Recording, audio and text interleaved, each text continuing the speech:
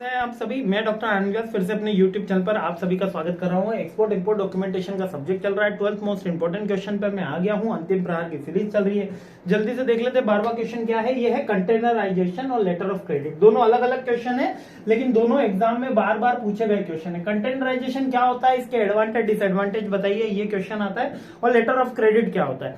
Containerisation basically एक जो container के अंदर हमारा सामान रख के जाता है, जो भी आपने आजकल ट्रक के पीछे कंटेनर बंधा हुआ देखा है, इसको वही कहते हैं कंटेनराइजेशन। इसमें एक पर्टिकुलर एक उसका लेंथ होती है, उसी कंटेनर की साइज में हमको हमारा प्रोडक्ट एक्सपोर्ट के लिए भेजना होता है, या इंपोर्ट में भी उसी में आता है, क्योंकि शिप के ऊपर वही कंटेनर रखा जाता है। यदि मेरा प्रोडक्ट जो है वो हाफ कंटेनर फिल्ड हो रहा है, तब भी मेरे को पूरे कंटेनर का ही किराया देना होता है।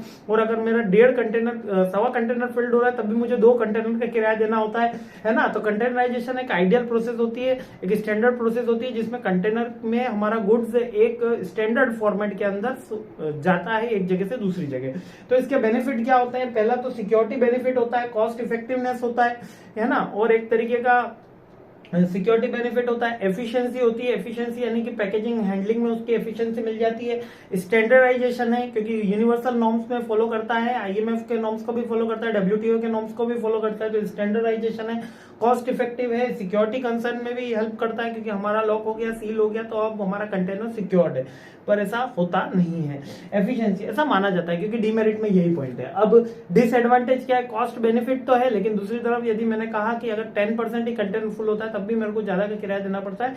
शेयरिंग कंटेनर बहुत कम यूज में लिए जाता है, तो वो सेकंड उसका होता है। सेकंड, इंफ्रास्ट्रक्चर नीड होता है। मेरे को कंटेनर के अंदर प्रोडक्ट लोड करने के लिए, अनलोड करने के लिए एक छोटा वेंडर, जो छोटा व्यापारी, उसके पास इंफ्रास्ट्रक्चर होता नहीं है।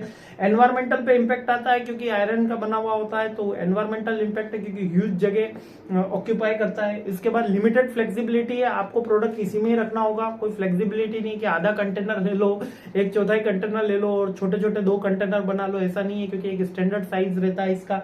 और सिक्योरिटी कंसर्न रहता है कि कितनी बार इसमें चोरी हो जाती है, अगर सील लगा हुआ है अगर वहीं का, तो इसमें क्लेम करने में हमको दिक्कत आती है। क्लियर हो गया?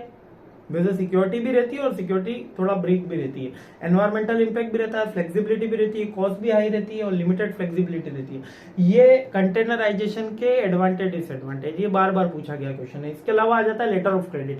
लेटर ऑफ क्रेडिट क्या होता है? मैंने मान लीजिए मैंने यहाँ से माल भेजा, किसी देश में भेजा, इसराइल में भेजा। अब मैं वहां की पार्टी को तो जानता नहीं, वो मेरा माल लेने के बाद मेरे को पेमेंट करेगा नहीं करेगा, अब क्या बेनिफिट है, क्या उसका कोई गारंटी है? तो मैं उसके कहूंगा कि भाई तो ऐसा कर, अपनी वहां की जो बैंक है वहां से मुझे लेटर ऑफ क्रेडिट इशू कर दे। तो वहां की बैंक हमको एक लेटर ऑफ क्रेडिट इशू कर देगी कि मिस्टर आनंद व्यास, यदि आपने एक सर्टेन क्वालिटी का माल हमारे यहाँ पे डिलीवर कर दिया, तो ये पेमेंट आपका हो गया।